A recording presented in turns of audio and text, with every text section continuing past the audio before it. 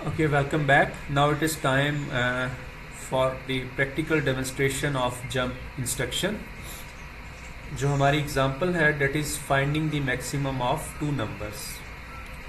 तो problem statement है जी x and y are unsigned 16 bit numbers, यानी हमारे पास दो नंबर्स हैं x और y और ये अनसाइंड नंबर्स हैं और 16 बिट इनकी स्टोरेज है, यानी ये इनकी मैग्नीट्यूड 16 बिट्स के अंदर स्टोर्ड है. हमने क्या करना है, हमने डिटरमिन करना है कि x और y में से कौन सा नंबर जो है वो ग्रेटर है और जो लार्जर वैल्यू होगी वो हमने वेरिएबल z जो है उसके अंदर स्टोर कर देनी है. अगर हाई लेवल लैंग्वेज के अंदर देखें तो ये बहुत ही आसान, इसका सिंपल सा सूडो कोड है कि if x is greater than y तो z जो है that will contain this value x, उसको x असाइन कर दें.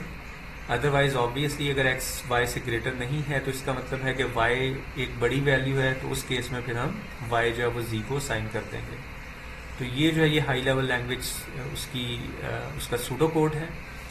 इक्विवेलेंटली असेंबली लैंग्वेज इम्प्लीमेंटेशन क्या होगी कि सबसे पहले तो हमें क्या करना पड़ेगा, हम यहाँ पे ये डिसाइड करेंगे कि हमारा ये जो है ये एक अनसाइंड जंप जो है ये प्रॉब्लम उसके ऊपर बेस कर रहा है, क्योंकि x और y दोनों अनसाइंड नंबर्स हैं. तो लिहाजा हमें अनसाइंड जंप्स जो हैं उनको इस्तेमाल करना है.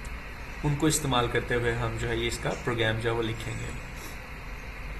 अब एक और इम्पॉर्टेंट पॉइंट है यहाँ पे कि जो कंपेयर इंस्ट्रक्शन होती है वो डायरेक्टली जो है उसके जो दोनों ऑपरेंड्स हैं वो वेरिएबल्स नहीं हो सकते. तो हमें क्या करना पड़ेगा, x और y को किसी रजिस्टर के अंदर स्टोर करना पड़ेगा. तो सबसे पहले हम क्या करेंगे, x को हमने किसी रजिस्टर के अंदर स्टोर कर लिया, लेट्स से कि ax रजिस्टर के अंदर हमने उसको स्टोर कर लिया. इसी तरह y जो है उसको हमने bx रजिस्टर के अंदर मूव करवा लिया, वहाँ पे स्टोर कर दिया. उसके बाद हम क्या कर रहे हैं, हमने z वेरिएबल के अंदर ax की वैल्यू को स्टोर कर दिया. या दूसरे अल्फाज में हम ये अज्यूम कर रहे हैं, अभी हमने चेक नहीं किया कि x बड़ा है या y बड़ा है, हम अज्यूम करेंगे कि x जो है वो ग्रेटर वैल्यू है. तो हम क्या करेंगे, x को z वेरिएबल के अंदर मूव कर देंगे. डायरेक्टली हम यहाँ पे x नहीं लिख सकते क्योंकि वेरिएबल टू वेरिएबल मूव जो है वो अलाउड नहीं है. लिहाजा हम क्या करेंगे, x को पहले ax में स्टोर करवाएंगे, फिर ax की वैल्यू यानी x को हम z के अंदर ट्रांसफर करेंगे. उसके बाद नेक्स्ट है हमारे पास कंपेयर इंस्ट्रक्शन. हम कंपेयर करेंगे ax, bx, इन दोनों को कंपेयर किया जाएगा. कंपेयर वो कैसे इंस्ट्रक्शन वर्क करती है, ऑलरेडी मैंने आपको बताया था कि जी bx की वैल्यू ax में से सब्ट्रैक्ट होगी, लेकिन इस सब्ट्रैक्शन की जो आउटकम आएगी, जो रिजल्ट आएगा, यानी ax माइनस bx जो रिजल्ट आएगा वो ax में स्टोर नहीं किया जाएगा. हाउएवर जो करस्पॉन्डिंग फ्लैग्स हैं हमारे वो चेंज हो जाएंगे इस बेस पे कि इस आउटकम का ये आउटकम क्या आई है. क्या ये रिजल्ट ज़ीरो आ रहा है जब हम ax में से bx को सब्ट्रैक्ट कर रहे हैं, क्या ये नॉन ज़ीरो रिजल्ट आ रहा है, कोई ओवरफ्लो तो नहीं अकर हुआ, कोई जो है बारो तो नहीं लेना पड़ा हमें इस सब्ट्रैक्शन ऑपरेशन के लिए. तो इस तरह जो करस्पॉन्डिंग फ्लैग्स हैं हमारे वो चेंज हो जाएंगे. ओके, उसके बाद अब हमने कंपेयर इंस्ट्रक्शन लिख ली, हमने ax और bx को कंपेयर किया. अब हम ये चेक करेंगे कि क्या ax bx से बड़ा है. तो हमने यहाँ पे लिखा jump if above. Jump if above क्या चेक कर रहा है कि क्या ax bx से बड़ा है. अगर बड़ा है यानी ये कंडीशन ट्रू है तो कंट्रोल ट्रांसफर कर दो इस लेबल के ऊपर, डन के ऊपर. लेबल जो है ये कोई भी आप अपनी मर्जी का चूज कर सकते हैं. इसका नेम जरूरी नहीं है कि आपने डन ही रखना है, आप कुछ भी इसका नेम चूज कर सकते हैं. तो अगर तो ये हमारा ax bx से बड़ा होगा तो कंट्रोल सिंपली जो है इस लेबल पे यहाँ पे ट्रांसफर हो जाएगा और यहाँ से फिर ऑनवर्ड जो है वो एग्जीक्यूशन स्टार्ट हो जाएगी. ये रिमेंबर इंस्ट्रक्शन जो ये स्किप कर देगा प्रोसेसर जो है, मूव z, bx. क्यों स्किप कर देगा, क्योंकि आपने यहाँ से कंट्रोल जो है यहाँ पे ट्रांसफर कर दिया.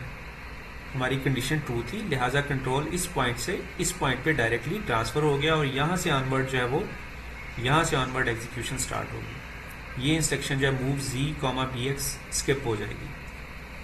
ताहम अगर ये कंडीशन जो है ये फॉल्स है, यानी जंप इफ अबव जब वो एवेलुएट करेगा उन फ्लैग्स की बेस पे कि क्या ax bx से बड़ा था, फर्ज करते हैं ax bx से छोटा था, बड़ा नहीं है, कंडीशन क्या हो जाएगी, फॉल्स हो जाएगी। अब कंडीशन फॉल्स है तो लिहाजा कंट्रोल इस लेबल पे ट्रांसफर नहीं होगा, बल्कि कंट्रोल नेक्स्ट इंस्ट्रक्शन ये जो मूव z, bx है यहाँ पे ट्रांसफर हो जाएगा।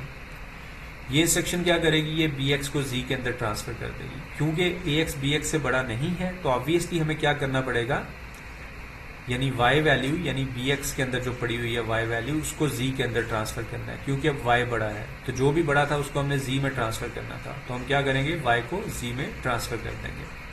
उसके बाद बाकी एग्जीक्यूशन उसी तरह चलेगी कि मूव z के बाद जो है ये जो रेस्ट ऑफ द प्रोग्राम है ये आपका एग्जीक्यूट होगा। ठीक है, ओके, मैं अगेन क्लियर कर देता हूँ।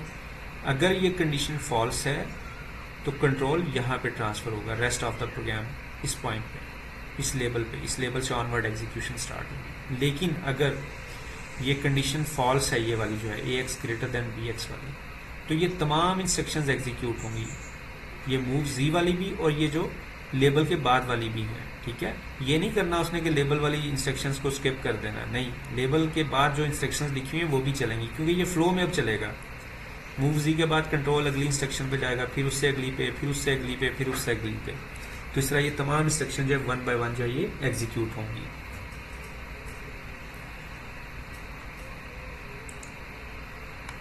ओके जी, for your practice these are 2 problems. Problem 1 जो है वो है ASCII कैरेक्टर ऑर्डर। इसमें सिंपली आपने क्या करना है जी, सपोज करें कि AL और BL के अंदर ASCII कैरेक्टर्स पड़े हुए हैं। हो सकता है AL के अंदर जो है फॉर एग्जांपल पड़ा हुआ है A पड़ा हुआ है और BL के अंदर C पड़ा हुआ है। अब आपने क्या करना है, display the character that comes first in the ASCII sequence, यानी उस कैरेक्टर को स्क्रीन पर डिस्प्ले करवाना है जो इनमें से पहले अल्फ़ाबेट आता है। मसलन AL के अंदर क्या पड़ा हुआ था, A, BL के अंदर C पड़ा हुआ है, तो इन दोनों में से पहले कौन आता है सीक्वेंस में, ऑब्वियसली जो AL के अंदर A पड़ा हुआ है, A C से पहले आता है, तो लिहाजा आपने A को स्क्रीन पर प्रिंट करवाना है। ओके, ये हिंट्स दिए हुए हैं। AL और BL जो है इनके अंदर ऑलरेडी कैरेक्टर आपने स्टोर कर लेने हैं।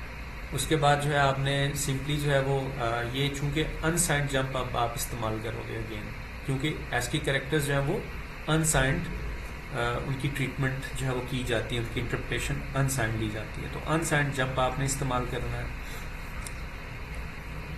ओके, सेकंड प्रॉब्लम जो है वो जी हमारा ये है कि आपने चेक करना है अल्फ़ाबेट जो है वो इक्वल है या नहीं है, यानी हमारे पास 2 अल्फ़ाबेट्स हैं, ये आपने यूज़र से रीड करने हैं।